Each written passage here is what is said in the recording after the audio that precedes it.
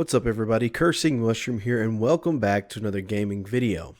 So guys, today I'm going to be showing you a little beginner's guide on the Darwin Project to kind of help you guys understand some things that I missed out on when I was first starting, and it took me a little while of just kind of looking around and looking through some things to get it right. So first things first, before you even play, I recommend you go into your options here, go to your mouse and keyboard and set up what you would prefer as your layouts. Now, what I have done is I went into my crafting wheel and I picked, for instance, the snowball and my camo and assigned them to buttons on my mouse so that way I could use them quickly for like I need to get out of the situation kind of thing. So be mindful of that. Also, go through here and make sure this is on harvest on melee attack. It's easier for me personally just to run up to something that needs to harvest and just click, and it works better that way. Also, go in here and make sure you select what device you're using so that way you can hear people in game and while you're kind of like waiting to be put in game, and so that way you can also hear the show director. Okay, he'll kind of talk to you sometimes, and there's sometimes they tell you some valuable stuff and I didn't even know about it until like 50 games in, so be mindful of that. Now, before you get started, go in here to your crafting wheel, and then I highly recommend you pick some things that are going to be beneficial to you. What I personally feel like is like the most beneficial power is going to be the power leap. I always get it first, so that way if there's an electronic in a node next to the node that I'm in, I can quickly craft it with this electronic, the power leap, and get to the other one quicker so I can get one of my others as well. Or it's also good for evasion when people are tracking you. What you do is you'd click on one and then you pick what you prefer. Me personally, like I said, I like the power leap, energy shield, and camo. Camo is good to go invisible. Note that if you are being tracked by someone, if you go invisible, it doesn't matter. You're just wasting your camo. Also, I recommend doing the snowball. You can pick them up anytime with crafting. You just pull up your craft wheel with Q if you've got it on the standard buttons, and then you'll just craft the snowball randomly. It'll do a little bit of damage, but it also does cold meter reduction, so they get cold quicker. So if they're really cold, you can do a lot, get them dead quicker because they're going to be worried about getting warm again. Also, you've got smoke bombs is what I prefer. There's various things like bear trap, tripwire, cage trap, rig chest, and snowball. But what I have, I hate how it does that. What I have equipped is the smoke bomb, the rig chest, and the snowball. I hardly ever use the rig chest, so it's kind of like one of those things that it's kind of like your choice. Okay. And then on the arrow, you've got a bunch of different arrows. I use different ones just to play around. The basic arrow is going to give you 5 arrows to count, starting with. But the others you have to actually craft because you don't start with any. They all cost the same amount of materials, 1 tree. But the hunter arrow, what it does, it tracks your target for 10 seconds. The fire arrow does more damage, but it's got less speed and a shorter range. So it's more of like a close up and personal arrow. It does more damage. And then the berserk arrow is probably my favorite. It gives you 10 seconds of pretty much unlimited stamina, so you can be really mobile. Or if you're, for instance, if you see one of the robot deer that you shoot and can get some materials from, you shoot it and then you can use that stamina if you're fighting somebody or if you need to get away. I was just recently using the fire arrow because I thought it was a little cool. So then you've got the 3 different types of axes. So notice that the axe sharpener and the lumberjack, they cost a lot more materials. The scavenger axe costs the least amount. That's why I actually go with that one, because personally I'm more into getting my runner cloak and my boots and my arrows going before anything, and my powers of course, but the ones that actually cost materials. You have a couple different options for your cloak. I use the runner cloak because it gives you increased stamina. They all give you cold resistance. It's just not as much. For instance, the fur cloak gives you 19% cold resistance, where the others all give you 10. Okay. The detective cloak, what it does is it gives your clue duration a longer period of time when you're trying to track somebody. Your ghost cloak, it makes that time reduced. So be mindful of that. I personally like the runner cloak because it boosts your stamina, and being able to run, you can get away from situations, and it's good to have maneuverability when you're fighting somebody. The ninja boots is what I use, and what they do is they reduce the duration of your footprints and increase your speed. They all increase your speed, but the speed boots give it the most boost possible at 5%, where the ninja's 4%, the hunter is 3%, and the evader is 3%. So the evader boots, they give you faster movement when someone's tracking you, and the hunter boots make it where you track when you're tracking someone, you move faster.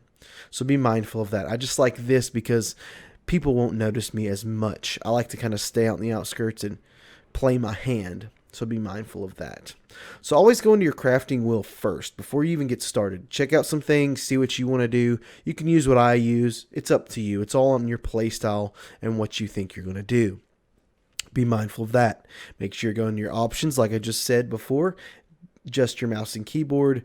Make sure everything is where you want it to be. Now let's talk a little bit about what you're actually going to be doing in game. Okay, everybody, so what's going to happen is you're going to spawn in, and normally you'll see some crafting materials such as these trees here that will be in a line or some sort of configuration of where you're at. So always take a look at your surroundings and understand, and like in the bottom left where the map is, understand where you are on the map. The more you play, the more you'll understand the lay of the land, and you'll be able to understand where certain things are more frequently. What I'm doing here is getting this leather. That's another craftable item. Now what I'm doing is looking around real quick, and then I'm deciding to craft some arrows. I always like to have at least 2 arrows to start with. I try to make 4 if I can. That's the best goal for me when I'm using something that's a special arrow, that I don't start with 5. So be mindful of that. If you're using a special arrow, craft a few with some wood real quick, so that way you've got some ammunition to fight your foes.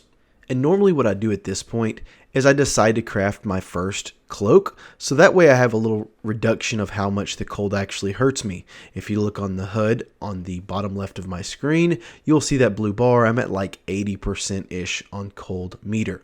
Once that's depleted, you do die. Also note that when you are sprinting, you use your stamina bar, which you can see here.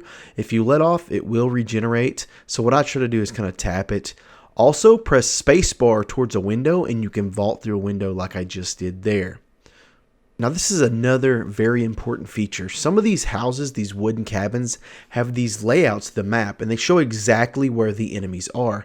So always go in the beginning of the game and try to find one of those if you can. Now, most of this is going to be on your intuition.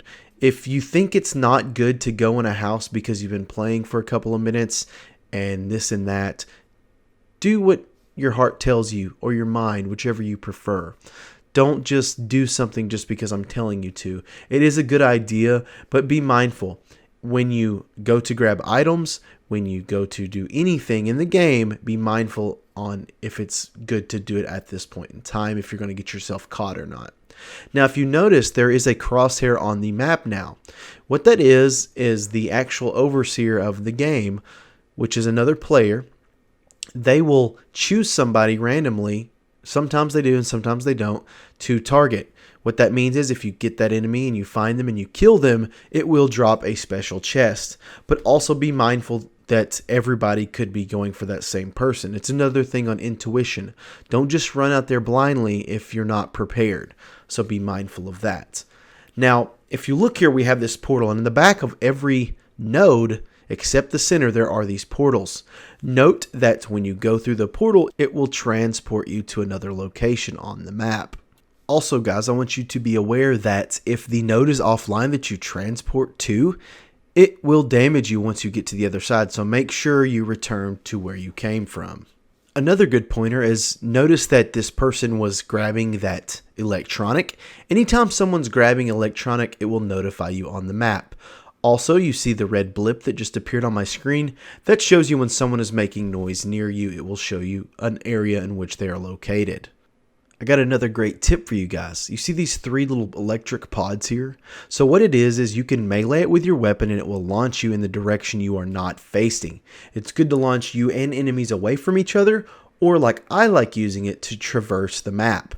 Now, this is a certain spawn location that I know if I go up here that there's a chest, but the chests move periodically. They're not always in the same spawn area, so sometimes you don't get lucky. Normally it's right here where I'm standing now, but it wasn't, so I had to move on. So you're curious about fall damage? Let me show you what happens when you actually fall. So what happens is you don't take fall damage, but it reduces your stamina to nothing. So be mindful that if there's someone near you chasing you and you run and jump off of a cliff, it's probably not the best idea unless you have an escape route, because you will be pretty much stationary for a short period of time. So there are a couple of things to notice in this scene here. So you notice the white footprints on the ground. That shows the direction of where they are going. And then here is one of the items that they have actually tried to dismantle, and they did. And it showed me where their location was. Now this is what happens when someone tracks you. They can see you no matter where you are. Now I actually dismantled something up here, and that's what he's doing right now, is actually trying to figure out where I am. But now this is the time for engagement. Note that when you hit each other with axes, it's actually a really cool animation. You go flying. That was a headshot, so I did 250. So right now, this is a good battle. This game is really fun, guys. If you're not playing it, you need to. So note that I can pick up the arrows that have missed the target. And that's what I'm doing here, because sometimes you just run out of arrows and it's hard to deal with. Note that when I killed that person, I actually healed myself. Then you can actually go to their body, see what they have, and get their stuff as well. Now, if you notice, I'm actually getting cold. You see on my meter right now, I'm actually losing my temperature. So what I'm going to have to do is craft a fire. Now, note when you craft a fire, you are visible pretty much anywhere on the map, because what it does is leaves a big red flame and smoke trail up in the air where other enemies can see it. So be mindful of that. That's why I left as soon as I was warm. Now what has happened, the area that I'm in currently trying to get to has been forbidden. You have 50-ish seconds, so I think it's about starts with 60 seconds to get out of the location, or you'll pretty much freeze to death because it starts to get really cold really quickly here. But I noticed this tech, the electronic, is right here at the edge of the map where it's going to be pretty much shut down. So I went ahead and made the choice to grab it and then slowly get out, and then grab this booster so I can maybe get it to a different location quickly. Because what will happen is, what they're trying to do is push each other toward one another. And so be mindful of that. They're going to try to entice engagements, which is really cool. But that's why I use my little jump, my power leap, to get away. Now there are a few things I want to share with you before this is all said and done. But do note that lava can kill you. Don't jump off the edge, my friends, in lava. It will kill you. Also, the spectator can also make a nuclear bomb zone. And what happens is it's a countdown, kind of like when they turn another node offline. It will actually cause a blast that will kill you instantly if you're within the blast radius. Once it goes off, it'll start in the center and work its way outward in a green circle. You'll be able to notice where it is, but be mindful of that as well, guys. Well, everybody, that's going to be it for today's video. If you appreciate it and it helped you in some sort of way, always hit that thumbs up for me. It helps the channel. You can always subscribe to the channel for more reviews, gameplay, and different things of that nature. If you like video games like I do, it would be in your interest to do so. Guys, I hope you have a great afternoon, morning, day, or night, wherever you may be. Cursing Mushroom out. Hey, everybody. Thanks for watching my video. Don't forget, if you really enjoyed this video, you can always subscribe to my channel with the little red bar in the description or comments down below.